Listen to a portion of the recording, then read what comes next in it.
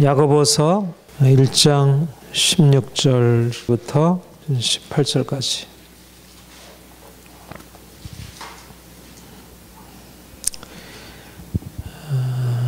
하나님과 주 예수 그리스도의 종 야고보는 흩어져 있는 12지파에게 문안하노라. 내 형제들아, 너희가 여러 가지 시험을 당하거든 온전히 기쁘게 여기라. 이는 너희의 믿음의 시련이 인내를 만들어낸 줄 너희가 알미라. 인내를 온전히 이루라. 이는 너희로 온전하고 구비하여 조금 더 부족함이 없게 하려 함이라. 너희 중에 누구든지 지혜가 부족하거든 모든 사람에게 후히 주시고 꾸짖지 아니하신 하나님께 구하라. 그리하면 주시리라.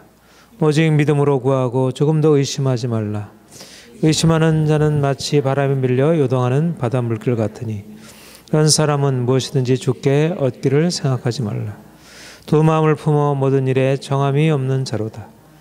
부한 자는 자랑하고 부한 자는 자기의 낮아짐을 자랑할지니 이는 그가 풀의 꽃과 같이 지나갑니다. 해가 돋고 뜨거운 바람이 불어 풀을 말리면 꽃이 떨어져 그 모양이 아름다움이 없어지나니 부한 자도 그 행하는 일에 이와 같이 쇠잔하리라. 시험을 참는 자는 복이 있나니 이는 시련을 견디어낸 자가 그래서 자기를 사랑하는 자들에게 약속하신 생명의 멸관을 얻을 것이기 때문이라. 사람이 시험을 받을 때 내가 하나님께 시험을 받는다 하지 말지니 하나님은 악에게 시험을 받지 아니하시고 진히 아무도 시험하지 아니하시느니라. 오직 각 사람이 시험을 받는 것은 자기 욕심에 끌려 미혹됨이니 욕심이 잉태한 즉 죄를 낳고 죄가 장성한 즉 사망을 낳느니라. 내 사랑하는 형제들아, 속지 말라. 온갖 좋은 은사와 온전한 선물이 다 위로부터 빛들의 아버지께로부터 내려오노니 그는 변함도 없으시고 회전하는 자도 없으시니라. 그가 그 피조물 중에 우리로 한 첫 열매가 되게 하시려고 자기의 뜻을 따라 진리의 말씀으로 우리를 낳으셨느니라. 아멘. 네. 우리는 하나님의 축복 가운데 있습니다. 네. 우리가 하나님을 알고 하나님을 섬긴다는 것은 너무나 귀한 일입니다. 우리가 하나님을 알게 될 때 우리 인생을 다시 알게 되고요. 참 인생이 좋은 것이구나. 인생은 참 아름답고 귀한 것이구나. 문제가 많이 있지만 그런 문제가 문제되지 않는구나. 왜냐하면 하나님이 계시니까. 그러니까 우리가 하나님으로부터 시작하는 것입니다. 우리가 예수를 믿을 때 예수를 믿는다는 것은 우리의 출발점을 바꾸는 것입니다. 우리 인생의 토대를 바꾸는 것이고 그 시작을 바꾸는 것입니다. 사람들은 내가 생각하는 것, 내가 눈으로 본 것, 내가 생각하는 것에서 이제 시작을 하죠.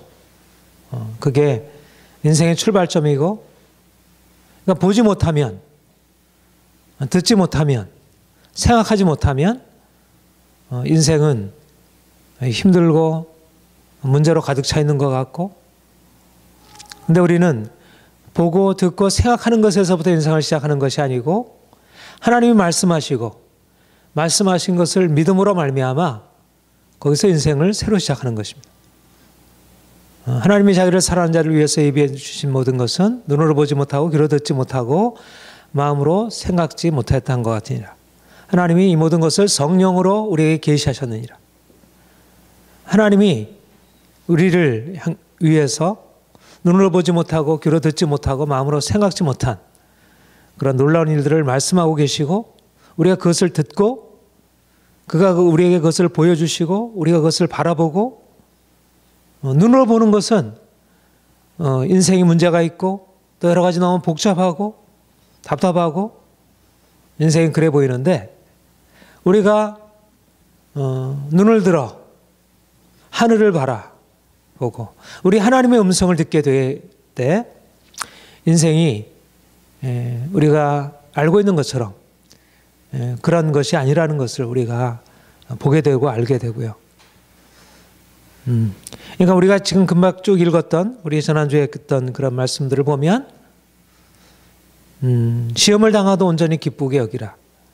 낮은 형제는 자기의 높음을 자랑하라. 시험을 참는 자가 복이 있다. 지혜가 부족하거든 후히 주시고 꾸짖지 아니하는 하나님께 구하라. 모든 게 어디에 초점이 맞춰져 있습니까? 인생은 하나님께로부터 시작이 되고 하나님을 향해서 나간다는 것이. 로마서 11장 36절에 보면 만물이 그에게서 나오고 주에게서 나오고 주로 말미암고 주께로 돌아감이라.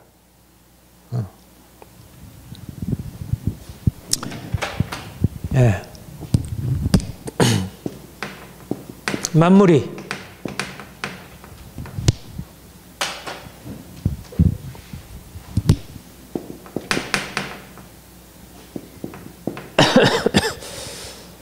내가 눈으로 경험하는 이 만물이 주에게서 나오고 주로 말미암고 주에게로 돌아갑니다.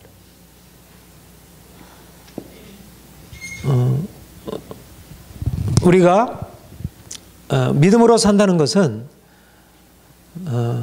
우리가 눈으로 보고 알고 있는 것들을 그냥 바라보는 것이 아니라 만물이 우리 하나님께로부터 우리 하나님이 만물을 만드시고 그가 만물을 다스리시고 그가 그것을 유지해 나가시고 만물이 그분을 위해 존재하고 있다는 것. 우리는 만물에서 그 근원이 되는 하나님, 그 목적이 되는 하나님을 바라보고 하나님을 통해서 만물을 보는 것입니다. 하나님은 부요하신 분이시고 그런 모든 것을 다 그의 뜻대로 행하시는 분입니다.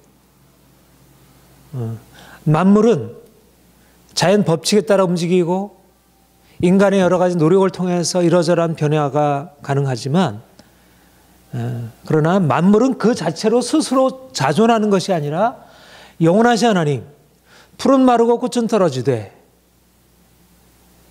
이 모든 것은 다 사라지고 없어지지만 이것의 근원, 하나님이 이 세상을 말씀으로 창조하셨고 그가 말씀으로 지탱하시고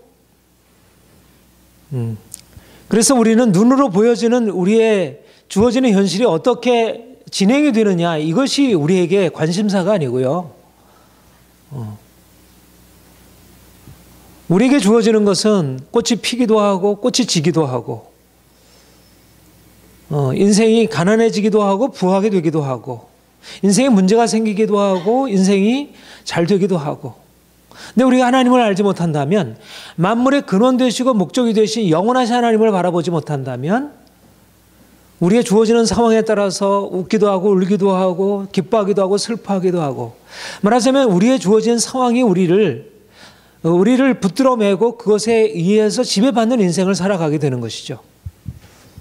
그런데 우리는 풀은 마주고 꽃은 떨어지되 예. 모든 육체는 풀과 같고 그 모든 영광이 풀의 꽃과 같지만 주의 말씀은 세세토록 있도다. 주의 말씀은 영원히 서리라. 이것이 그러니까 우리는 이 세상을 살면서 우리가 눈에 보이는 이런 만물을 어떻게 하면 이 세상의 이것들을 소유하고 내가 그것을 누리고 인생을 좀 더 평안하게 행복하게 살아갈까? 나와 세상. 그러나 나와 세상을 넘어서서 하나님이 나를 만드셨고 하나님이 나를 주관하시고 하나님이 내가 살고 있는 이 모든 세상 만물을 그가 홀로 주관하시고 그분이 가지고 계시다는 것. 그러니까 우리는 이 세상 속에서 우리가 어떻게 살까? 근심하고 걱정하고 이 세상의 행복과 성공을 향해서 그것을 추구하고 살아가는 자들이 아니라 우리 하나님을 더 깊이 아는 것. 우리 하나님을 더 깊이 만나고 경험하는 것. 이게 든든한 인생의 토대가 된다는 것입니다. 사람들은 돈을 많이 벌어가지고 은행에다가 예금을 해놓고 적절한 투자처에다가 투자해놓고 그래서 인생의 뭔가 보장을 그런 어떤 물질에서 찾는다면 풀은 마르고 꽃은 떨어지되 그건 영원하지 못하고 그건 사라지게 된다는 것입니다. 거기에다 인생을 걸고 그것에다 인생을 그 위에다 세우게 되면 그러면 낙심하게 되고 그것과 함께 사라져 없어져 버리는 그것과 함께 근심하게 되고 울고 고통할 날이 이르게 된다는 것입니다. 우리 그리스도인들은 누구인가? 하나님의 자녀들은 누구인가? 우리 자신과 눈에 보이는 이 세상 만물을 바라보고 살아가는 자들이 아니라 우리 하나님, 우리의 눈을 열어서 만물이 그에게서 나오고 그로 말미암고 그에게 돌아가는 그분, 영원토록 찬송받으시 합당하신 그분, 모든 만물은 다 사라져버리지만 영원토록 변치 아니하시는 그분을 우리의 소망으로 삼고 그분을 온전히 의지하고 그분을 바라보고 살아가는 것입니다. 창세기부터 요한계시록까지 우리에게 일관되게 말하는 것은 너희가 눈에 보이는 것을 바라보지 말고 나를 바라보고 나를 의지하고 나를 통하여 너에게 주어질 은혜를 의지하고 살아가라. 이것이 바로 인생의 행복과 성공의 비결이라는 것. 하나님이 우리를 부르신 목적은 우리 사랑하는 자녀들이 그분 안에서 놀라운 축복을 받아 누리는 것입니다. 그런데 어떻게 그분의 축복 가운데 살아갈 수 있는가? 바로 하나님이 우리의 목적이 되시고 하나님이 우리의 근원 되신다는 것. 우리가 씨름하고 애씀으로 인생이 풀리는 것이 아니라 하나님이 우리의 인생의 근거가 되시고 목적이 된다는 것. 이것을 우리가 알 때,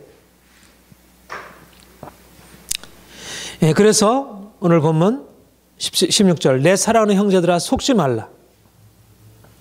무엇에 속지 말라고 말씀하는 것일까요? 14절에 보면 우리 14절 같이 한번 읽겠습니다. 시작. 오직 각 사람이 시험을 받는 것은 자기 욕심에 미혹됨이니. 욕심에 끌려 미혹이 된다 그랬습니다. 미혹이 된다, 속는다는 것입니다.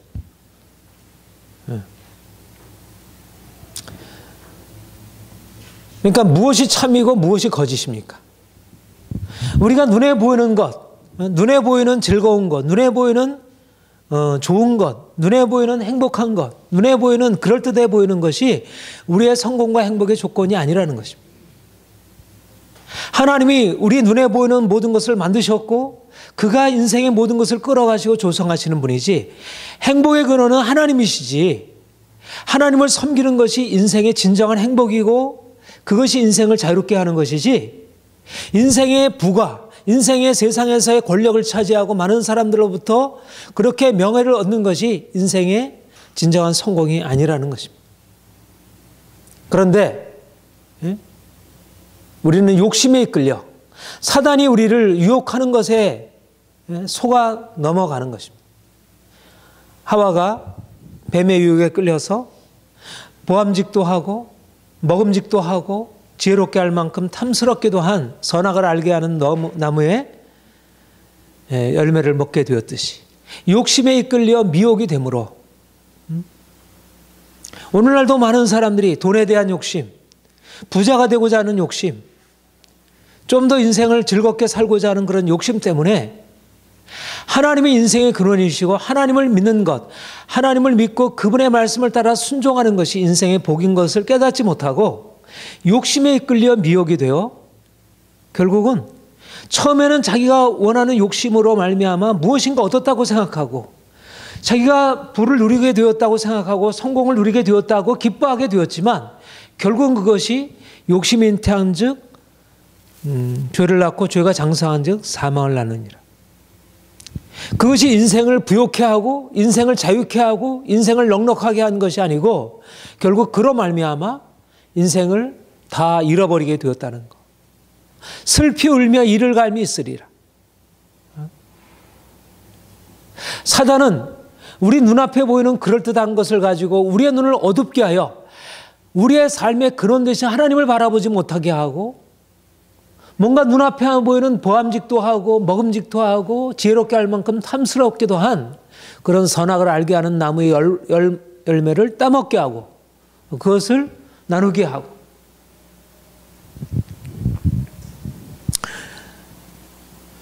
세상을 사랑하지 말라. 세상에 있는 안목의 정욕, 육신의 정욕, 이생의 자랑, 이 모든 것이 아버지께로부터 온 것이 아니라 이런 것을 사랑하는 사람들은 그것과 함께 멸망하게 된다는 것입니다. 세상 모든 것이 다 지나가는 것입니다. 풀의 꽃과 같이 다 지나가는 영광이고요. 그것은 영원한 것이 아니고 또 그것으로 말미암아 욕심 잉태한 죄를 낳게 되면 하나님의 진노 아래 놓일 수밖에 없다는. 욕심이란 하나님께로부터 눈을 돌려서 피조물에게로 돌이키는 것입니다. 하나님이 우리에게 주신 것들을 우리가 사랑하고 즐기는 것 자체가 문제가 아니죠. 하나님이 우리에게 주신 것을 우리에게 좋은 음식, 좋은 옷, 좋은 집, 좋은 차, 좋은 누려야 할 많은 것들을 우리가 받아 누리는 것, 그것을 우리가 기꺼이 받아 누리는 것은 감사한 일인 것입니다. 그러나 그것이 감사할 수 있는 조건이 되는 것은 우리가 하나님을 믿는 믿음, 하나님이 우리의 모든 삶의 근원 되신다는 그 근거 위에서 그것이 감사함으로 받아들여 줄 수 있는 것이고, 그럴 때라야 그것이 우리에게 진정한 의미에서 우리를 행복하게 하는 것이지, 내가 하나님을 잃어버리고 하나님 대신에 돈을 추구하고 부를 추구하고 인생의 즐거움을 추구하게 되면, 그러면 그것이 우리에게 유익을 주는 것이 아니라 그것이 우리를 죽음으로 이끌어가는 파멸의 독이 된다는 거예요. 그러니까 결국은 같은 분대, 하나님의 같은 주어진 선물 귀한 것인데 결국 욕심으로 미혹됨으로 말미암아 그것을 통해서 오히려 사단의 올무에 사로잡히게 되고, 그래서 인생이 고통스럽게 되고, 한번 그것에 끌려가게 되면 거기서 헤어나오기가 쉽지 않은 것입니다. 오늘날 사람들이 이 돈에 대한 욕심으로 말미암아 점점 더 깊은 곳에 빠져들어가는 거예요. 그것이 주는 물질적인 평안함과 안락함이 사람들을 더 깊은 수렁으로 이끌어가는 것을 보게 됩니다. 사랑하는 형제들아, 속지 말라. 속지 말라는 것입니다. 이 땅에 많은 사람들이 추구하는 그 길이 좋아 보이고, 그것이 형통해 보이고, 그것이 부해 보이고, 그것이 아름다워 보이지만 그것은 결국 죽음으로 이끌어가는 길이라고 하는 것. 저희가 어제 시편 13편을 같이 큐티를 했는데, 그 아삽의 유명한 시편입니다. 거기 보면 의인이 자기는 고난을 당하고 자기는 말씀을 따라 순종하려고 그렇게 애를 쓰고 힘쓰는데 자기에게는 날마다 힘든 고통스러운 일들만, 재난만 계속 주어지는 것입니다. 그런데 하나님을 떠나서 자기 욕심대로 행하는 사람은 모든 일이 형통하고 살찌고 자녀들도 잘 되고 후대까지 재산을 다 나눠주고 하나님 없다고 하면서도 인생이 형통하게 되는 거예요. 그러니까 마음에 실족해가지고 내가 이제까지 하나님을 이렇게 섬기고 살아간 것이 무엇이냐, 내가 이렇게 하나님을 섬기고 살아가는데도 왜 내 인생은 풀리지 않는데, 하나님 없는 저 인생은 왜 저렇게 잘 되는 것인가, 마음이 실족하게 되었다는 거예요.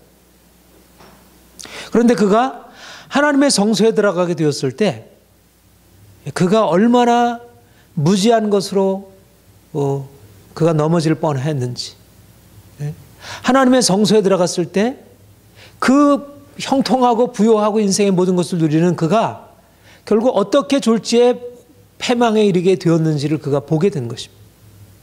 그가 고백하기를, 내가 우매무지한 짐승과 같아서 내 눈앞에 보이는 나의 인생의 고난을 부끄러워하고 고통스러워하고 하나님 없이 형통한 그런 악인들의 그 형통함을 보고 부러워했다니, 그가 가슴을 치고 회개한 것을 고백하고 있습니다.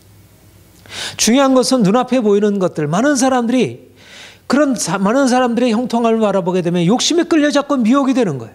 이제까지 붙들고 있었던 하나님을 바라보는 시선을 내려놓고 이제 돈을 추구하게 되고 물질을 추구하게 되고 세상 행복을 추구하게 되고, 그러면 그것이 잠깐은 뭔가 인생에 자유함을 주는 것 같지만 결국 그것이 미혹이 되는 것이고요. 욕심에 끌려 미혹되는 것이고, 마치 우리 잠언에 여러 번 기록되어 있듯이 음녀가 그렇게 아주 화장을 하고 짙은 화장을 하고 꼬일 때 그 청년이 이끌려가 마치 뭔가 올무에 끌려가는 청년과 같이, 그렇게 사단이 사람들을 욕심으로 이끌어서 자기가 원하는 것으로 이끌어가는, 오늘날 많은 사람들이 이 돈에 대한 욕심, 특별히 이 돈에 대한 욕심, 인생의 평안과 즐거움에 대한 욕심으로 말미암아 넘어져가는 것을 보게 됩니다.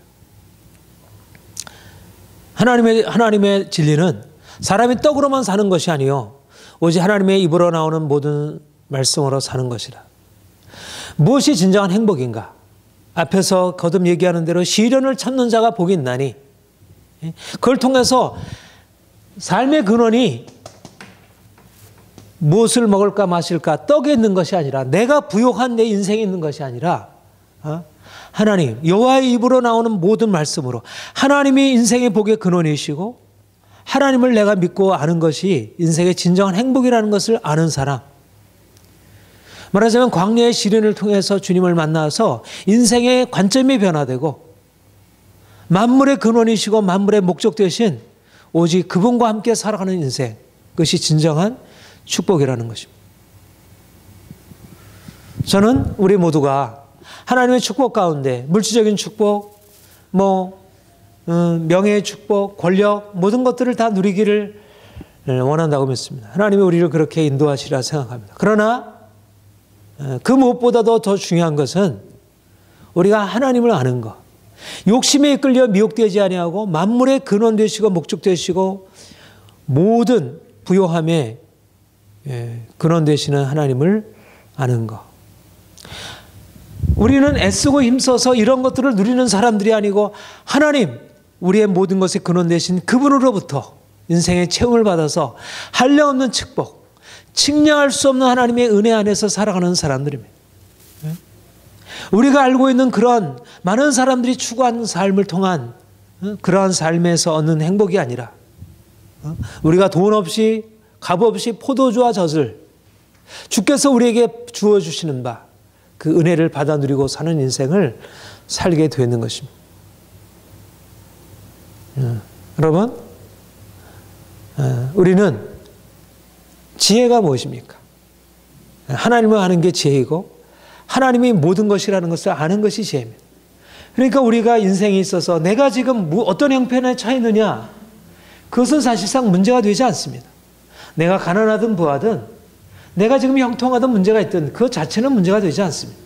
중요한 것은 내가 하나님을 바라보고 있는가, 내가 하나님 앞에 서 있는가, 지금 내 시선이 하나님께 고정되어 있는가, 그분으로부터 시작하고 있는가, 그분과 함께하고 있는가가 문제가 되지, 내가 형통했을 때 하나님을 잃어버리게 된다면 고난 가운데서 하나님을 찾는 것보다 훨씬 못한 것이고, 우리 하나님이 우리에게 주시고자 하는 것은 그분 자신인 것이, 우리가 그분을 알고 그분을 경험하는 것이. 그래서 17절 이렇게 말씀하잖아요. 온갖 좋은 은사와 온전한 선물이 다 위로부터 빛들의 아버지께로 더 내려오느니. 온갖 좋은 은사와 온전한 선물이, 후히 주시고 꾸짖지 아니하신 하나님, 온갖 좋은 선물과 은사와 좋은 선물이 우리 하나님께 있고, 아들을 아끼지 아니하시고 내어주신 그가 어찌하여 그 아들과 함께 모든 것을 은사로 주지 아니하시겠느냐. 측량할 수 없는 그 은혜의 풍성함으로 우리를 채우시기를 기뻐하신 하나님, 우리는 그분을 우리의 아버지로 섬기는 자들입니다. 무엇을 먹을까 마실까 염려할 필요가 없고, 우리가 비록 가난하고 인생의 여러 가지 문제, 그런 광야의 시간을 거친다 할지라도 그것 때문에 잠시 불편할 수는 있지만 그것 때문에 우리가 근심하거나 낙심하거나 뭔가 다른 사람의 길을 기웃거릴 필요가 없다는 것입니다. 인생의 모든 부요와 행복은 옆에 있는 사람들로부터 주어지는 것이 아니라 빛들의 아버지로부터, 위로부터 주어지는 것입니다. 위로부터 지혜가 내려오고 위로부터 축복이 내려오는 것이지, 우리가 그 생명이 비가 마치 위에서 내려오듯이 하나님의 축복이 위로부터 근원되는 것이지, 우리는 세상에 알지 못하는 그 근원을 갖고 있는 것입니다. 시냇가에 심은 나무처럼 시절을 쫓아 우리에게 풍성한 생수가 공급되고, 그래서 비록 우리가 가진 것이 없다 할지라도 그분이 우리의 아버지신데 그가 사랑하는 자녀들을 위해서 모든 좋은 것을 은사로 주지 아니하시겠느냐.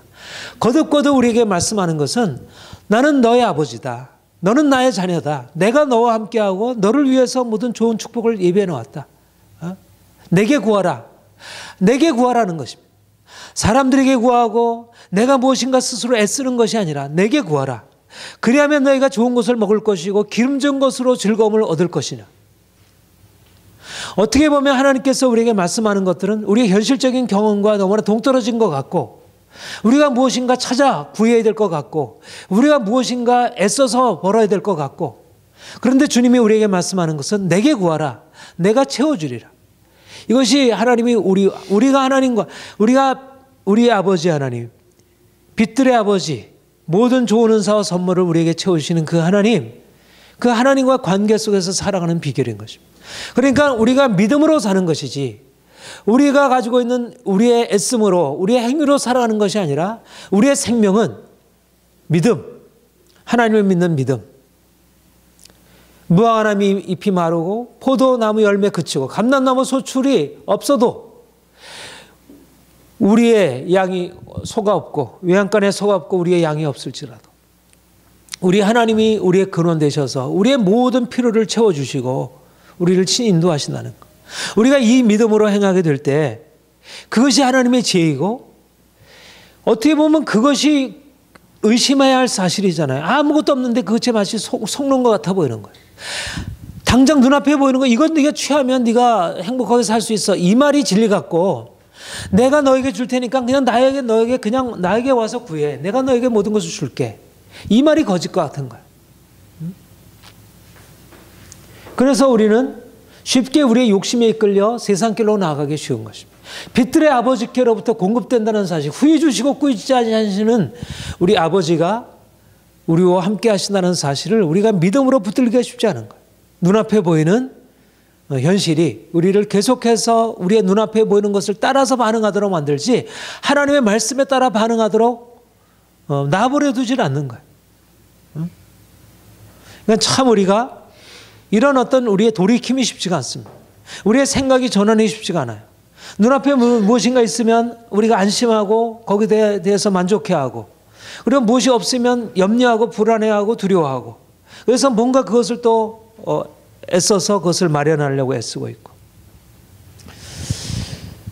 하나님이 우리의 삶의 근원 되신다는 것, 이것은 우리가 날마다 붙들어야 할 진리이고, 너희가 생수의 근원 되신 나를 버린 것과 너희가 스스로 웅덩이를 판 것이라.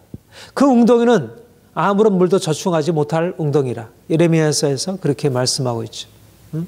생수의 근원 되신 나를 버린 것과 너희가 스스로 웅덩이를 파서 자기 물을 얻으려 했다는 것입니다.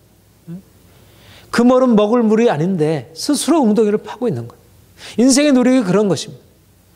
믿지 않는 사람들, 하나님을 알지 못하는 사람들은 빛들의 아버지, 모든 온갖 귀한 선물과 축복을 주시는 그 하나님을 알지 못하니까 웅덩이를 파는 삶을 살아갈 수밖에 없는 것이죠. 그러나 우리에게는 생수의 근원 되신 그분, 영원토록 목마르지 않냐는 그분이 우리에게 허락이 되어 있는데, 우리가 그분을 믿음으로 말미암아 그분의 축복을 누리며 살아갈 수 있는데, 우리가 웅덩이를 파는 인생을 살아가고 있는 것입니다. 주님이 우리에게 말씀하는 것은 이제 위로부터 위를 바라보는 것입니다. 위를 바라보고, 우리가 옆을 바라보고 우리가 눈을 아래를 바라보고 살아가는 것이 아니라, 이 땅이 아니라 하늘의 근원, 그 하늘이 근원이고 하늘이 목적인 것입니다. 우리는 하늘 영광을 바라보는 것이고 하늘의 축복을 우리가 의지하고 살아가는 것이고, 이것이 바로 우리가 예수 안에서 살아가는 새로운 삶입니다. 그런데 여기 이제 주목해서 보게 되면 온갖 좋은 은사와 온전한 선물이 다 위로부터 빛들의 아버지께로 온다, 이렇게 말씀하고 있습니다. 하나님은 빛이시라, 빛들의 아버지시라, 그렇게 말하고 있습니다. 욕심이 어두움의 근원입니다.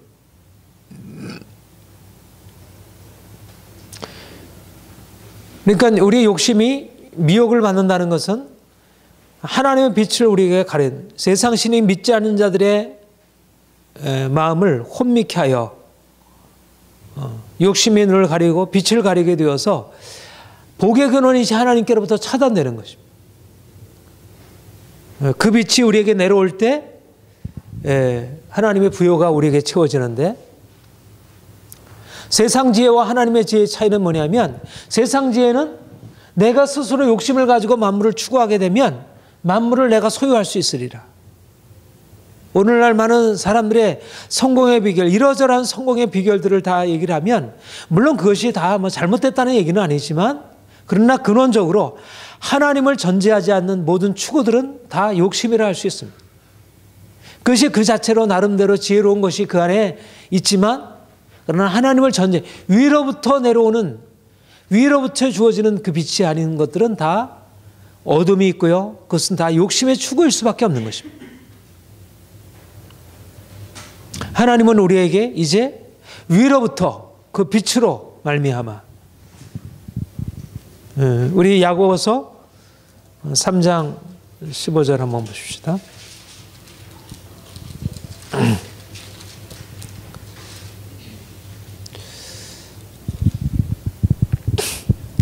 14절부터 우리 18절 시작. 그러나 너희 마음속에 독한 시기와 다툼이 있으면 자랑하지 말라.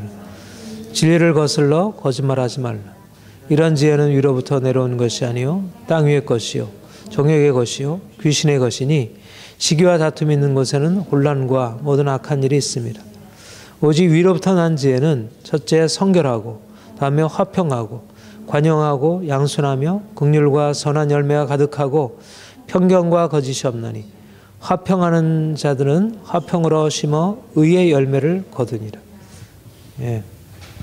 온갖 은사와 선물이 다 위로부터 빛들의 아버지께로 내려온다고 할 때, 그러니까 우리가 보통 선물, 은사 뭐 이렇게 말한다면 뭔가 이 세상에 누리는 부요함, 부귀영화, 행복, 성공 뭐 이런 것들을 우리가 선물이라 이렇게 우리가 떠올리게 됩니다. 그런데 그런 것들이 하나님께로부터 주어지게 될 때 그게 어떻게 다르냐면 바로 이러한 열매를 동반하고 있다는 것입니다. 그러니까 우리가 하나님의 빛을 말하자면 빛들의 아버지께로부터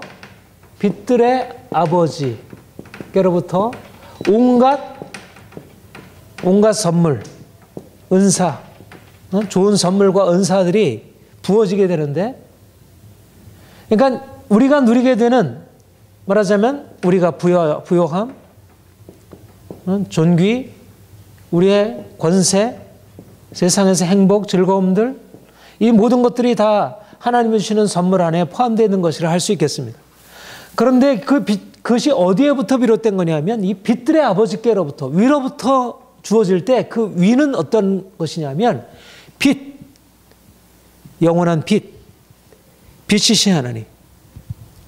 그러니까 사람들은 그런데 이러한 부귀, 영화, 세상에서 행복 이런 것들을 추구하면서 오히려 빛이 없어지는 거예요. 점점. 빛들의 아버지께로부터 오는 그 귀한 축복. 그러니까 빛들의 아버지께로부터 내려오니까 이 선물들이 어떤 것이겠어요? 이 안에는 우리 안에 이 세상에서 성공하고 행복한 것들도 다 어떤 것이겠습니까? 그것이 다 빛나는 것들인 거예요. 그 근원이 빛이기 때문에 그 모든 축복들도 다 빛난 것이고 선한 것이고, 여기서 얘기한다는 긍휼과 관용, 화평과 관용, 성결, 관용, 화평, 양순, 긍휼, 선한 열매 가득하고 평강 거짓이 없고 화평, 의의 열매를 거두니라. 이것이 바로 하늘로부터 부어지는 축복이라는 것입니다.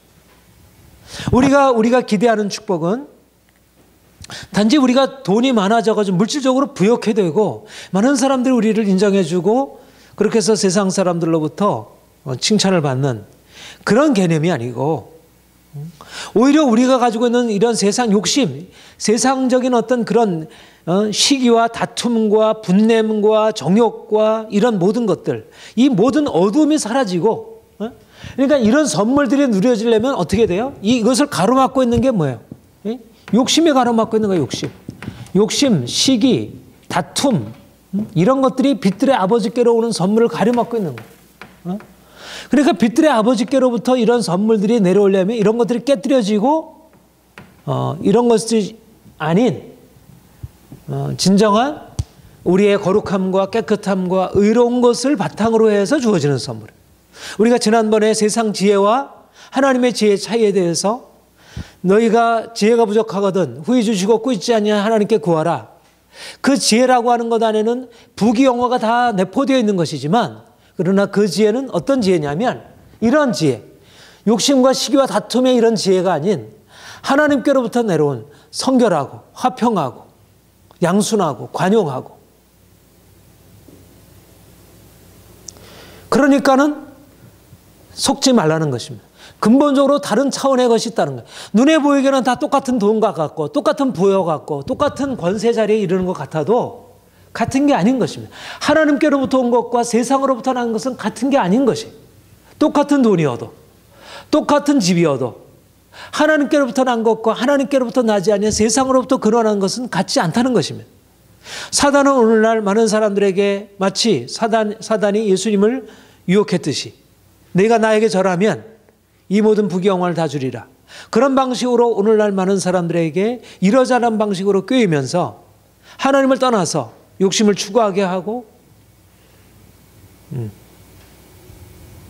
이것은 하나님께로부터 우리는 하나님께로부터 난 진짜 온갖 좋은 선물, 진정한 의미에서 우리를 그것이 주어짐으로 말미암아서 우리 인생 전체가 풀리게 되는 뭔가 돈이 주어짐으로 말미암아 인생의 걱정 근심이 더 많아지고 많은 사람들과 갈등이 더 많아지는 그런 그런 성공이 아니고 오히려 우리 안에 그것으로 말미암아 더 자유함이 있고 더 하나님께 영광을 돌리게 되고 많은 사람들을 부욕해 하는 그런 의미의 그런 것이 하나님께로부터 주어지는 온갖 좋은 은사와 귀한 선물들인 것입니다. 이런 것을 받아 누려야 되지 않겠어요? 그렇죠? 그저 돈이 많아지는 게 아니고 내 은행 잔고에 돈이 쌓이는 것이 아니고 하나님이 우리에게 하나님의 은행 잔고 하나님께서 우리에게 부어주시는 그 은행 잔고에 뭔가 더 쌓여가는 것입니다. 거기에 하나님이 부으시는 역사가 있는 것이 이거를 보아야지. 근데 사람들이 다 양쪽으로 그저 뭐 1억, 뭐 10억, 뭐 그런 어떤 세상적인 가치 기준에 따라서 그러니까 그 뒤에 뭐라고 그래요? 4장 2절, 1절, 2절 보면 같이 읽겠습니다. 너희 중에 싸움이 어디로부터 다툼이 어디로부터 나느냐? 너희 지체 중에서 싸우는 정욕으로 나는 것이 아니냐? 너는 욕심을 내어도 얻지 못하여 살인하며 시기하여도 능히 취하지 못함으로 싸우고 다투고 싸우는도다. 너희가 얻지 못하면 구하지 않으기 때문이요. 3절 구하여도 받지 못하면 구형으로 쓰려고 잘못 구해. 결국 정욕으로 자기가 욕심으로 추구하니까 하나님께 기도하지 않는 것입니다. 하나님께로부터 온다는 것을 기대하지 않고 자기가 욕심으로 추구하는 거예요. 또 하나님께 구해도 정욕으로 추구하니까 다툼과 싸움이 끝나지 않는 것입니다. 많은 사람들이 이런 방식으로 인생을 살아가려고 하고 있어요. 많은 사람들이 인생의 그런 자기의 욕심을 가지고 인생의 부요함을 누리려고 하지만 그것은 진정한 자유를 주지 못하고 진정한 평화를 주지 못하고 주님이 우리에게 말씀하는 것은 이제 하나님과의 평화, 하나님을 섬기고 하나님을 기뻐하고 그분이 주시는 진정한 그 복을 누리고 살아가는 삶으로 우리를 이끌어가고 있습니다. 이 빛이라는 게 중요합니다. 이 빛으로부터 하나님은 빛이시라. 하나님 빛이시라. 이 빛이라고 하는 것 안에 아주 진리의 핵심이 들어있습니다. 우리 한번 요한일서 한번 보십시다. 요한일서 들어가서 요한일서 1장 5절부터 7절 같이 읽겠습니다. 시작. 우리가 그에게서 듣고 너에게 전하는 소식은 이것이니 하나님은 빛이시라. 그에게는 어둠이 조금도 없으시다는 것이니라. 만일 우리가 하나님과의 사귐이 있다 하고 어둠에 행하면 거짓말을 하고 진리를 행치 아니함이거니와 빛 가운데 계신 것 같이 우리도 빛 가운데 행하면 우리가 서로 세금이 있고 그 아들 예수의 피가 우리를 모든 죄에서 깨끗하게 하실 것이. 하나님은 빛이시라. 그에게는 어둠이 조금도 없으시니라. 빛들의 아버지, 그에게는 변함도 없으시고 회전하는 그림자도 없으시다. 우리는 이 두 가지를 함께 붙들어야 합니다. 하나님은 빛이시라는 것, 그분이 만물의 근원 되시고 모든 축복의 근원 되신다는 이 복의 근원 되신다는 사실도 붙들어야 되지만 그러나 그분이 빛이시라는 것. 그러니까 누가 복을 누릴 수가 있는가? 누가 그분이 주시는 그 풍성한 축복 가운데 살아갈 수 있는가? 빛이신 하나님, 빛이신 하나님께 합당하게 살아가는 자, 빛이신 하나님과 함께 빛으로 살아가는 자. 이 점에서 우리가 하나님께로부터 근원한다는 이 모든 우리 인생의 축복이 하나님께로부터 근원한다는 면에서 우리는 우리 스스로 욕심을 가지고 추구하지 않는다는 면에서 세상과 다른 것이고요. 그리고 또 세상은 자기 욕심을 위해서 오히려 오늘날은 더 그렇잖아. 오늘날은 이전에 가지고 있었던 도덕도 다 사라져버리고 행복이 선이 되어버렸습니다. 행복을 가져다 주는 것이 선한 것이었습니다. 옛날에는 선을 행하게 되면 행복하다. 아리스토텔레스가 그렇게 가르쳤어요. 선을 행하면 행복할 수 있다. 적어도 그것은 진리의 요소를 상당히 많이 갖고 있어요. 적어도 성경적인 기준과 연결되어서 보면. 근데 현대에 들어와서 근세 이후에 사람들의 가치관이 이제 행복한 것이 선이다. 비슷한 것 같아도 거꾸로 된 것이죠. 그러니까 이제 더 이상 선이라고 하는 것은 그 자체 추구해야 할 목적이 아니고 행복을 위해서는 기꺼이 내려놓아야 할, 말하자면 욕심이 된 것입니다. 이전에는 욕심을 내려놓아야 적어도 철학, 불교, 이슬람교, 힌두교 모두 다 가르치는 것은 뭐냐면 네 욕심을 내려놓아야 행복해질 수 있다. 일반 은총으로 그렇게 가르쳤어요. 그런데 지금은 오히려 인생이 그렇게 복잡하게 선이고 이렇게 정의롭고 그런 거 복잡하게 생각할 것 없어. 그냥 부하면 돼. 조금만 이렇게 다른 사람에 크게 해만 미치지 않으면 인생은 좋은 것이지. 그런 걸 복잡하게 이렇게 생각해. 너무 그런 경제적인 영역에서 너무 윤리적으로 도덕적으로 그렇게 생각하면 안 돼. 요즘은 점차적으로 사실 이거는 좌파나 우파나 사실 차이가 없습니다.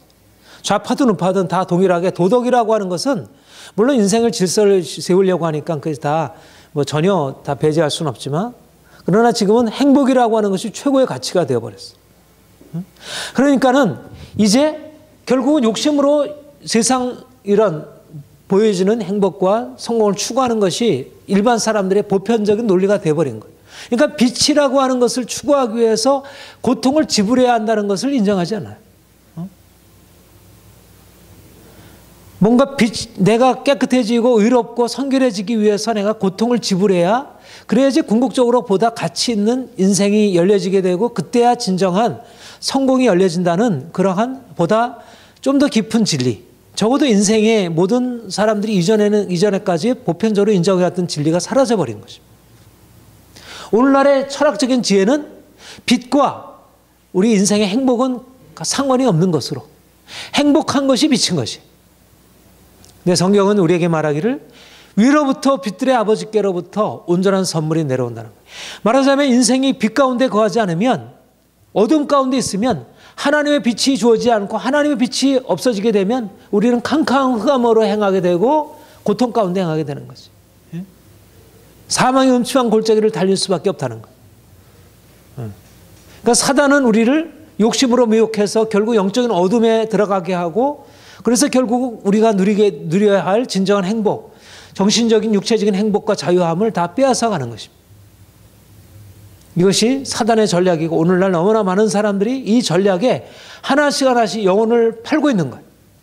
사람들이 영혼을 팔아 넘기고 있는 것입니다. 자녀들을 그렇게 넘기고 있는 것입니다.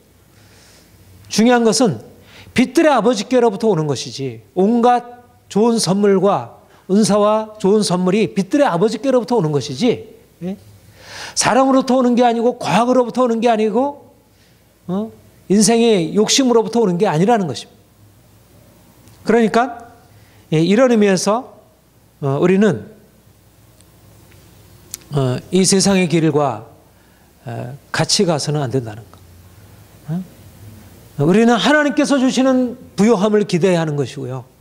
하나님이 주시는 부요함을 기대하려면 빛이신 하나님과 함께 거해야 되는. 그분에게 조금 더 빛이 없으신데 그분에는 회전하는 그림자도 없으신데 우리가 어둠 가운데 있고 우리가 죄와 타협하고 우리가 불의와 타협한다면 그것은 그 패망의 길이 되는 것이죠. 특별히 그리스도인 사업하는 사람들, 장사하는 사람들 명심해야 할 말들이고요. 아니 우리 모든 사람들이 다 우리가 사고 팔고 소비하고 살아가는 모든 삶이 다 하나님의 빛을 우리가 외면하게 되면 영적인 어둠이 오게 되면 인생의 어둠이 찾아오게 되는 거예요. 이런 면에서 우리는 이 시대의 흐름을 영적으로 통찰해서 적절하게 받아들이고 적절하게 여과해서 받아들여야지 하나님을 벗어나게 하고 또 죄악을 허용하게 하는 이런 시대적인 흐름에 대해서 경계해야 하는 것입니다. 오늘날 가장 큰 문제는 아까도 말씀드렸지만 선한 것과 부요한 것, 부하여한 것을 분리시켜 놨습니다. 그런데 성경은 선하지 않으면 행복이 없다는 것입니다. 이것이 모세율법으로부터 시작해서 선지서, 시편, 잠언, 시서, 지혜서 모두 다 한결같이 강조하는 것입니다. 하나님을 믿는 믿음이 아니고서는 행복이 있을 수 없고 성공이 있을 수 없고, 하나님과 함께 선한 삶을 추구하지 않고 거룩한 삶을 추구하지 않으면 행복이 주어질 수 없다는 것. 오늘날 이 시대의 흐름을 우리가 거슬러 가야 하는 것이지, 이 시대의 흐름을 그냥 여과 없이 받아들이게 되면, 물론 이 시대의 행복이란 무엇인지, 행복이라는 것에 대해서 어떤 좀 더 구체적인 의미를 보여주죠. 그러나 어떻게 행복에 도달하느냐에 대해서는 너무나 많은 거짓과 어둠이 그 안에 존재하고 있습니다. 우리는 이 점에서 우리가 하나님을, 빛들의 아버지이신 하나님, 모든 좋은 선물의 근원 되신 하나님을 우리가 알고 섬긴다는 것이 얼마나 귀한 축복인지, 우리가 날마다 그래서 그분과 함께 거하는 삶을 살아가요. 우리가 날마다 주님께 예배할 이유는 그분의 빛 가운데 있어야 우리가 세상의 영적인 어둠에서 벗어날 수가 있고, 그리고 이 어둠의 세상 가운데서 우리 자신을 지킬 수가 있고, 세상과 타협하지 않을 수 있고.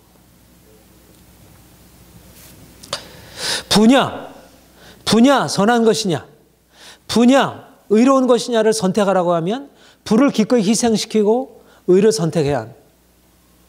거짓말을 허용하면서 부로 나아가게 되면 결국은 패망이 이르게 됩니다. 이거는 특별히 자본주의 사회 속에서 너무나 중요한 것이죠. 오늘날 돈이 절대적인 우상이 되어버린 이 시대 가운데서 알게 모르게 그것을 자꾸 허용하게 되고, 그래서 하나님의 빛이 가려워지게 되고 세상적인 어두움이 자꾸 교회 안에, 믿는 사람들의 마음 안에 자꾸 찾아들어오게 되는 거예요. 그래서 교회도 오늘날 지금 한국 교회가 부끄러움 당하는 게 그런 것들이잖아요. 재정적으로 투명하지 못하고. 왜냐하면 하나님을 믿는 때 여기다 이 빛을, 빛들의 아버지시로부터 오는 것인데, 욕심과 시기와 다툼을 가지고 세상과 똑같이 불을 추구하고 온 거예요. 그러니까 그런 면에서 이게 사단이 세상을 점령했을 뿐만 아니라 교회까지도, 목회자들까지도 점령하고 사람들의 마음을 어둠으로 이렇게 혼탁하게 만들어 놓은 거죠. 우리가 성공을 잃어버리는 한이 있어도, 설사 우리가 재정적으로 위기를 만났을지라도 이 세상의 어둠을 허용해서는 안 됩니다. 이 부분에 있어서 그리스도인들이 그냥 도덕성이 아니고 하나님 앞에서 성결하게 해야지, 이 부분에 또 자꾸 타협을 하고 허용을 하게 되면 점점 위기 안으로 들어가는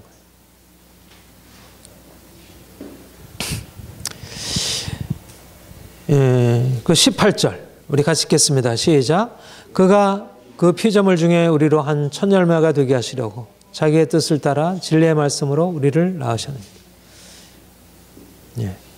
하나님이 우리를, 빛들의 아버지신 그분이, 빛이신 그분이 우리를 진리의 말씀으로 낳으셨느니라. 우리를 빛 가운데 거하게 하시려고 우리를 빛으로 만드셨다는 것입니다. 놀라운 축복입니다. 하나님 빛이신데, 우리가 지난주에도 말씀드렸지만 우리는 거룩하신 그 하나님 빛 가운데 들어가서 가까이 못할 빛에 거하시는 그분, 우리가 그분 가운데 어떻게 나갈 수 있겠어요? 그런데 하나님이 우리를 그분과 함께 거하시는 인생을 살게 하시려고 우리를 빛으로, 우리를 그분의 친자녀로, 진리의 말씀으로 우리를 낳으신 것입니다. 우리는 이제 단지 피조물, 그가 만드신 피조물일 뿐만 아니라 피조물 중에 그분의 자녀로 태어난, 출생된 신분을 가지고 있는 하나님의 자녀, 아들들인 것입니다. 이 점에서 우리는 근원적으로 우리가 하나님과의 빛과의 관계, 우리가 만약 우리가 단지 피조물이고 죄악 가운데 태어나고 피조물인 존재라고 하면 어떻게 우리가 빛으로 살아갈 수 있겠어요? 우리는 그냥 자신을 어둠이라 고백할 수밖에 없는 자들이잖아. 그렇죠? 그런데 하나님이 우리를 빛들의 아버지신 그분이 우리를 진리의 말씀으로 우리를 빛으로 낳으신 것입니다. 우리를 그래서 빛의 자녀 삼으신 것입니다. 이것이 하나님이 우리에게 이뤄놓으신 놀라운 축복이고 은혜이고, 이거는 제가 여러분들에게 거듭 가르치고 있는 진리이지만 우리의 존재 신분이 다르다는 거.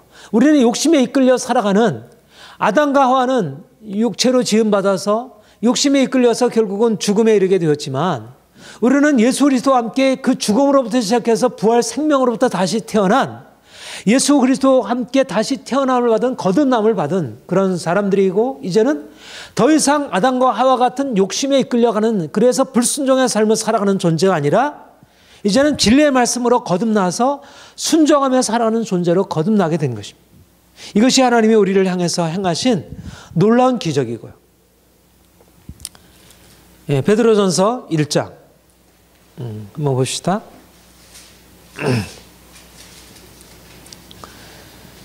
22절부터 25절까지 같이 읽겠습니다. 시작. 너희가 진리를 순종함으로 너희 영혼을 깨끗게 하여 거짓이 없이 형제를 사랑하기 이르렀으니 마음으로 뜨겁게 서로 사랑하라. 너희가 거듭난 것은 썩어질 씨로 된 것이 아니요 썩지 아니할 씨로 된 것이니 살아있고 항상 있는 하나님의 말씀으로 되었느니라. 그러므로 모든 육체는 풀과 같고 그 모든 영광은 풀의 꽃과 같으니 풀은 마르고 꽃은 떨어지되 오직 주의 말씀은 세세토록 있도다 하였으니 너에게 전한 복음이 곧 이 말씀이니라. 우리 야고보서에도 풀은 마르고 꽃은 떨어지되 육체는 풀과 같고 모든 영광은 풀의 꽃 같으니 풀은 마르고 꽃은 떨어지되 주의 말씀은 세세토록 있도다. 우리는 그런 썩어질 육체로 지음받은 존재들인데 이제 우리의 거듭난 것은 썩어질 씨로 난 것이 아니요 썩지 아니할 씨로 된 것이니 살아있고 항상 있는 하나님의 말씀으로 되었느니라. 하나님이 우리를 하나님의 자녀, 영원한 생명의 하나님의 자녀로서 썩지 아니할 씨로 거듭난 자로서 하나님의 아들들로 우리를 새롭게 나게 하셨다는 진리의 말씀으로 항상 있고 살아있는 그 말씀으로 우리를 낳으신 것입니다. 그래서 이제는 우리가 이전의 욕심 가운데 행하는 자들이 아니라 이제는 하나님의 말씀으로 하나님의 말씀, 진리의 말씀으로 하나님께서 우리를 낳으셔서 이제는 우리로 하여금 새로운 인생. 그러니까 우리가 이제까지 살아간, 그러니까 우리가 그렇게 얘기를 했죠. 전에도 말씀드렸지만 우리가 만물에 속해 있는 자였는데 이제 우리를 이제 그리스도와 함께 연합해서 이제 만물 위에 교회의 머리로 지으셨습니다. 우리를 이제 썩지 아니할 하나님의 자녀로서 하나님의 아들들로서 빛 가운데 여기에는 어둠이 있지만 이 안에 있는 빛은 어둠을 이기지 못하지만 우리는 이 어둠 가운데 있는 빛이 아니라 어둠 아래에 존재하고 있는 어둠이 한번 누르면 그냥 그 안에 복종될 수밖에 없는 그런 빛이 아니고 이 어둠을 이기고 영원한 빛으로 계신 예수 그리스도 얼굴에 나타난 그 빛, 영원한 하나님의 빛이 우리에게 비춰져 있는 그 하나님의 자녀들로 새로운 존재로 우리가 이제 거듭나서 이제 우리의 지평이 여기가 아니라는 것입니다. 우리가 이 땅에서 육체로 살아가면서 무엇을 먹을까 마실까 우리의 어떤 풀의 꽃과 같은 그 영광을 붙들고 씨름하는 존재가 아니라 우리는 영원하신 하나님과 함께 살아계신 하나님의 말씀 안에서 진리의 말씀을 가지고 살아가는 존재이고 그래서 진리의 말씀을 순종함으로 우리의 영혼을 깨끗게 하고 서로 피차 사랑할 수 있도록 그렇게 우리를 바꿔놓으신 것입니다. 이것이 하나님이 우리를 낳으셨기 때문에 진리의 말씀으로 낳으셨고 우리는 진리로 순종할 수 있는 자. 하나님께서 우리를 진리의 말씀으로 우리를 바꿔놓으심으로 우리는 거짓에 속아서 이 땅에서 그냥 주어지는 되는 대로 행하는 것이 아니라 진리를 순종하여. 그러니까 우리 인생 안에 이제 이런 의미에서 하나님의 그 빛이신 그 하나님이 진리이신 그 하나님이 우리 인생 안에 그분의 모든 것으로 우리를 열어주시는 거죠. 그러니까 우리는 이제 하나님과의 관계가 우리가 하나님과의 관계를 맺음으로 말미암아 이제는 풀의 꽃과 같은 인생 그냥 잠시 있다가 사라지고 또 문제가 생기면 또 고통스러워하고 그런 인생이 아니라 그것을 넘어서는 인생. 이 모든 것은 사라지고 문제가 있지만 그것을 넘어서 있는 풀의 꽃과 같이 그냥 또 피었다가 또 사라지는 그런 것이 아니라 쉽게 지치고 메마르고 하는 인생이 아니라 하나님의 그 부요하심, 하나님의 그 영광과 하나님의 그 권세와 여러분 그 영원한 생명이라는 의미는 제가 그런 설명을 드렸다고 생각하는데, 그 이사야서 40장에 보면 소년이라도 피곤하고 곤비하고 장정이라도 넘어지고 자빠지지만 여호와를 앙망하는 자는 샘을 얻으리니 독수리 날개치며 올라가 같을 것이라. 걸어가도 곤비치 아니하고 달려가도 피곤치 아니하리라. 그게 바로 영원한 생명이라는 것입니다. 하나님이 우리를 썩지 아니할 씨로 낳으셨다는 것은, 우리를 진리의 말씀으로 낳으셨다는 것은 우리의 인생이 이제 하나님의 생명으로, 지치지 않는 생명, 그 충만한 생명, 어떤 것으로 끌 수 없는 그 엄청난 에너지, 모든 것은 다 연력학 제2법칙에 따라서 다 쇠잔하고 사라지게 되는 것이잖아요. 그게 인생의 모든 피조물들이 다 그런 과정을 겪어가잖아요. 그러나 하나님은, 모든 피조물들을 만드신 그 하나님은 항상 살아있고 영원토록 마르지 아니하는 그분, 그 생명의 원천이 우리에게 공급이 되어서 우리로 하여금 그 생명을 가지고 살아가도록, 이것이 하나님이 우리를 피조물 중에 한 첫 열매가 되시려고, 이런 존재는 존재하지 않는 것입니다. 어떤 피조물도 이런 피조물은 존재하지 않는 것입니다. 하나님이 만드신 어떤 피조물들도, 이 세상에 부자도 있고 권세자들도 있고 세상에 뛰어난 사람들이 많이 있지만, 하나님이 우리에게 주신 것은 그 피조물들 중에 하나가 아니라 하나님의 자녀로서 하나님 아버지의 그 영광과 생명과 그것을 함께 공유하고 그것을 누리는 자들로, 그러니까 특별한 은혜를 받는 것이죠. 특별한 은혜를. 그러니까 우리가 어떻게 세상 사람들이 추구하는 그런 길들로 우리가 살아갈 수 있겠어요? 우리는 그것을 굳이 그런 욕심으로 살아갈 이유가 없잖아요. 내가 그런 어떤 세상 사람들이 그 추구하는 조금 더 많이 벌어서 인생을 뭐 그렇게 하려고 하는 그런 것으로 살아갈 게 아니고, 하나님 모든 것에 부여하시고 항상 살아있고 영원하신 그분, 모든 것을 그분의 뜻대로 주관하시는 그분, 그분과 함께 살아가는 그런 인생을 사는 것이죠. 요한일서 5장 11절 우리 한번 같이 봅시다.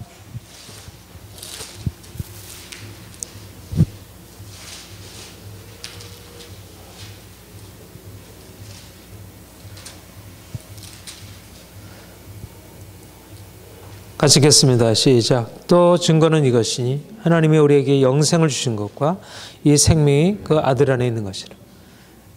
우리는 하나님이 가지신, 하나님의 아들이 가지신 영원한 생명, 이 땅에 썩어질 생명이 아니라 하늘의 영원한 생명, 그 생명을 가진 자들이고, 그래서 우리가 이 땅을 살아가지만 이 세상 속에서도, 이 세상 가운데서도 우리 하나님의 영원한 생명으로 기뻐하고, 그러니까 오히려 우리 인생의 어떤 고통과 인생의 문제들과 이런 것들이 우리의 마음을 누르고 우리의 육체를 쇠잔케 할 수 있지만, 우리 시편 23편의 말씀처럼 육체는 쇠잔하지만 우리의 마음은 우리 하나님을 사랑하고 그분이 우리의 기업이 되시고 그분이 우리의 반석 되심으로 인하여 항상 자유함과 평안함으로, 오히려 그로 말미암아 누가 우리를 그리스도의 사랑에서 끊으리요? 환난이나 공고나 핍박이나 기근이나 적시나 위험이나 칼이려. 이것이 바로 우리가 이 세상을 살아가는 삶의 비밀인 것입니다. 우리는 세상에 알지 못하는 이 비밀을 소유한 자들이고, 좀 더 담대해야 합니다. 우리는 세상 앞에 좀 더 담대해야 합니다. 우리가 세상 사람들이 누리는 것을 다 누리고 있지 못하지만, 그러나 우리에게 이미 허락되어 있는 것은 이 특별한 신분, 하나님의 자녀라고 하는 이 신분, 이것은 우리에게 아주 특별한 것이고요. 너희가 전에는 어둠이더니 이제는 주 안에서 빛이라. 빛의 자녀들처럼 행하라. 빛의 열매는 모든 착함과 의로움과 진실함이니. 우리는 이전에는 어둠이었지만 이전에 우리가 욕심으로 행할 때 다른 사람들처럼 우리가 똑같이 살아왔잖아. 욕심으로 행하면서 죄 가운데 있었고 인생 고통과 근심 가운데 있었고, 근데 이제 주님이 우리를 구속하셔서 우리를 빛으로 만드시고 빛의 자녀 삼으셔서 이제는 하나님의 자녀로서 하나님의 영광으로 살아가는 자가 되었습니다. 세상에서 뛰어난 자, 특별한 자입니다. 하나님의 관심은 세상에 있는 것이 아니라 바로 우리에게 있습니다. 하나님의 교회가 가지고 있는 그 영광과 특권은 세상과 비교할 수 있는 게 아닌 것이죠. 그러니까 우리가 세상적인 가치관으로 어떻게 하면 세상 사람들처럼 될까가 아니라 어떻게 하면 하나님이 내게 주신 이 귀한 것을 내가 좀 더 충분하게 드러낼까. 우리는 인간적인 가지고 있는 우리의 잠재적인 우리의 자연적인 생명, 루소가 얘기하는 그 에밀에서 말하는 그런 자연을 드러내는 정도가 아니라 우리는 하나님의 생명, 영원한 생명, 우리가 도무지 상상도 할 수 없고 경험할 수 없었던 그 하나님의 생명이 우리의 삶 가운데 나타나서 우리가 그것을 가지고 사람들을 축복하는 것입니다. 그러니까 좀 더 우리가 바라볼 것은 뭐냐? 빛들의 아버지께로부터 내려오는 그 온전한 선물을 바라보는 것이고, 그리고 빛들의 아버지께로부터 내려오는 그 선물 중에 가장 큰 선물이 뭐냐면 우리 자신인 거예요. 우리를 그분의 자녀로 삼으셨다는 것이 바로 가장 큰 선물이죠. 우리 존재가 선물인 거예요. 우리 존재가 우리를 바꿔놓은 것인 거예요. 저 밑바닥에서 살던 우리를 바꿔놓으신 거예요. 왕의 자녀로 바꿔놓으신 거예요.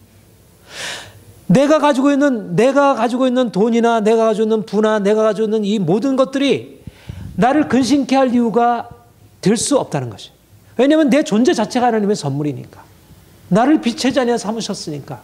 나를 그분의 영원한 영광과 축복 아래 행하도록 하시는 그 진리의 말씀이 우리를 붙들고 있으니까. 우리가 가는 길은 저 영원한 천국을 향한 길이니까. 그 하나님의 영원한 축복이 우리를 향해 열려져 있으니까.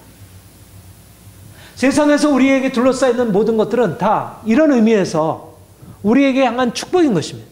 어둠도 고난도 문제들도 다 빛들의 아버지께서 우리에게 주시는 은혜의 선물들로 이해가 되는 거예요. 그냥 우리의 형통함만이 아니라 우리에게 주어지는 어떤 삶의 그런 기쁨, 그런 축복들만이 아니라 우리 존재 자체가 그렇고 우리 존재를 빛들의 아버지께서 만들어 가시는 그 손길, 우리의 고난의 과정들, 우리를 더욱더 성결하게 하고 흠없이 세워가는 그 과정들이 우리에게 허락되어 주신 축복이 아닐 수 없는 거죠. 그러니까 1차적으로 우리가 시작할 것은 하나님이 우리에게 어떤 일을 행하셨는가. 그러니까 내가 어떻게 귀한 축복을 이미 누리고 있는지, 그래서 그 자기 자신에 대한 긍정, 우리가 그리스도 안에서 자신에게 주어진 이 엄청난 하나님의 자녀라는 이 엄청난 특권을 감사하고 이것을 인정하는 것에서부터 인생을 시작하는 것입니다. 우리는 이제 이러한 빛, 이 빛은 우리 안에 있는 빛은 세상이 갖지 못한 빛이에요. 우리 안의 빛은 하나님 자신의 빛이에요. 하나님 자신의. 태초에 하나님이 태초에 어두운 가운데 빛이 나시는 그 하나님께서 예수 그리스도 얼굴에 하나님의 영광을 아는 빛을 우리 마음에 비추셨느니라. 예수 그리스도 얼굴에 있는 영광의 빛을 우리 마음에 비추시고 우리로 하여금 그 빛으로 우리도 그 빛으로 나아가게 하셨고 우리가 그 빛 가운데 거하게 하셨고, 그러니까 우리 안에 있는 그 빛이 세상이 가지고 있는 부와 영광과 이 빛과 비교할 수 없는 빛이고 그것도 하나님이 주신 것이지만, 그러나 우리 안에 있는 빛은 하나님의 빛이고요. 마치 우리가 피조물로서 하나님 앞에 나갈 때 어때요? 우리가 피조물들로 하나님 앞에 나가는 것은 두려움과 떨림으로 나갈 수밖에 없는 것이죠. 근데 우리 존재를 그렇게 만드셨다는 거예요. 세상이 우리를 바라볼 때 우리 존재는 어떤 존재이냐면 우리는 마치 평범한 평민이 왕을 만나려고 올 때 그 두려움과 떨림을 가지고 오는 그 위험이 우리에게 허락되어 있는 것입니다. 그 빛이 우리에게 있는 거예요. 그러니까 우리가 이 세상을 살아갈 때 여러분들의 거듭 얘기하지만 우리가 그리스도 안에서 어떠한 은혜를 받았는지, 그래서 이제는 세상을 향해 나아갈 때 세상의 어둠과 함께 할 수 없을 바 아니라 오히려 세상의 어둠을 깨뜨리고 세상의 욕심으로 말미암는 그 어둠을 깨뜨리고 세상을 그 어둠에서 건져내고 자유케 하고, 우리는 하나님을 드러내는 사람들, 우리 인생 안에서 우리 자신을 드러내는 자들이 아니라 하나님이 우리에게 행하신 그 엄청난 역사, 세상이 이해할 수 없는, 오히려 그 빛으로 인해서 사람들이 두려워하고 떨리고 그것을 묘했다 그랬죠. 그렇죠? 예수님 안에 있는 그 빛이 너무나 놀라운 빛이어서 그것을 사람들이 두려워하고 그것을 대적했습니다. 지난주에 말씀대로 그래서 고난이 오는 것이라 말씀드렸어요. 우리 한번 이 말씀만 보고 우리 마치도록 하겠습니다. 히브리서 12장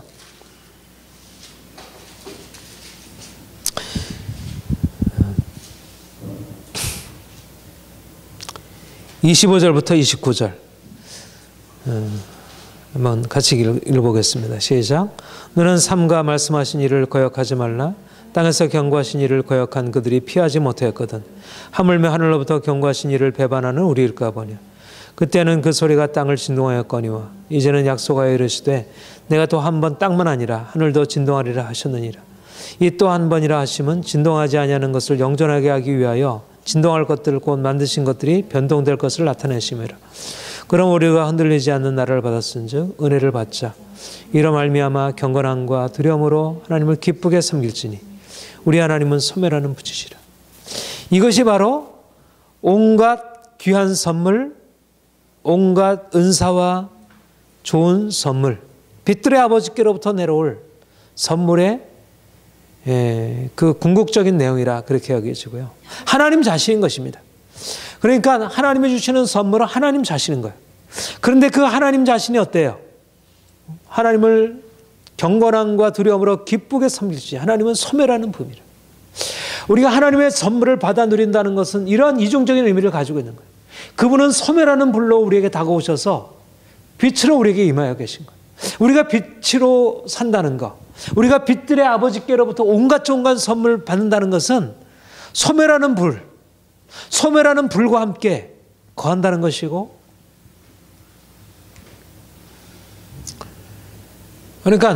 그러니까 사람들이 그 하나님과 함께 하나님의 자녀가 되고 하나님의 이 축복 안에 들어가는 것에 대해서 육체를 따라 생각할 때 그걸 달가워하지 않는 거예요. 그 고통스러운 그 죽음의 과정, 그 태워짐의 과정, 그 깨어짐의 과정들을 원치 않는 거예요. 빛들의 아버지라고 하는 것은 우리가 어둠 가운데 있었을 때 그 어둠을 주께서 소멸하시고 우리를 빛으로 새롭게 만드신다는 거예요. 그리고 하나님이 우리를 그렇게 빛으로 만드신 이후에 우리를 이제 세상에 그렇게 세우려고 하시는 것입니다. 우리가 세상을 향해 나아가서 이제는 소멸한 불로 나아가는 것입니다. 심판하는 자로, 세상을 다스리고 심판하는 자로 하나님이 우리를 세워가시려고 하는 거예요. 그러니까 우리 안에 있는 어둠이 있다면, 우리 안에 세상 욕심과 그런 탐욕이 있다고 하면 어떻게 하나님이 우리를 사용하셔서 세상을 소멸하는 불로 우리를 세워가실 수 있겠어요? 교회가 어떻게 세상을 다스리는, 세상을 심판하고 다스릴 수 있겠어요? 중요한 것은 우리가 누리는 축복이 그렇게 가벼운 것이 아니라는 것, 그것이 중하고 영광스러운 것이고, 그리고 우리가 가지고 있는 이 중한 영광과 축복을 가지고 우리가 세상을 살아간다는 것은 세상 사람들에게 엄청난 부담을 주는 것일 수 있다는 것입니다. 이것은 정치인들이 많은 사람들에게 이렇게 당신들에게 정치를 하겠으니까 나에게 투표해 주시오, 이런 개념과 다른 거예요.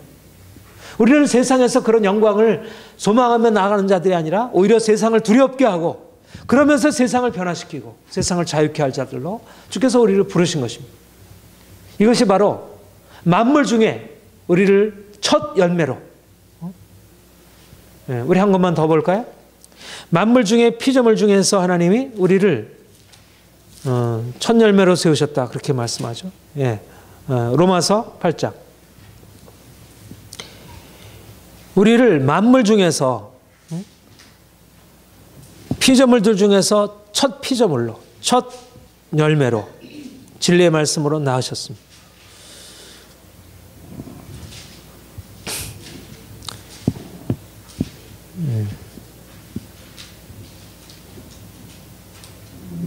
우리 18절부터 23절까지 시작. 생각한데 현재 고난은 장차 우리에게 나타날 영광과 좋게 비교할 수 없다.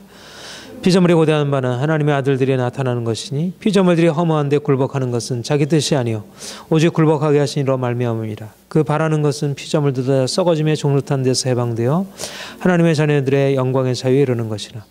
피조물들이 다 이제까지 함께 탄식하며 함께 고통을 겪고 있는 것을 우리가 아느니라. 그뿐 아니라 또한 우리 곧 성령의 처음 익은 열매를 받은 우리까지도 속으로 탄식하여 양자될 것 곧 몸의 속량을 기다리니라.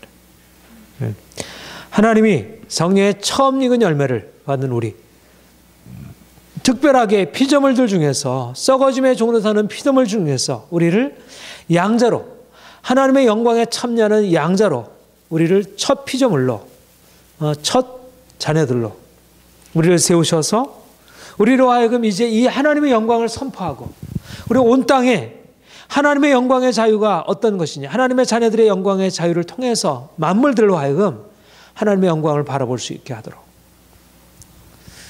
하나님이 우리를 이러한 존귀한 신분 놀라운 새로운 정체성으로 우리에게 역사하셨습니다.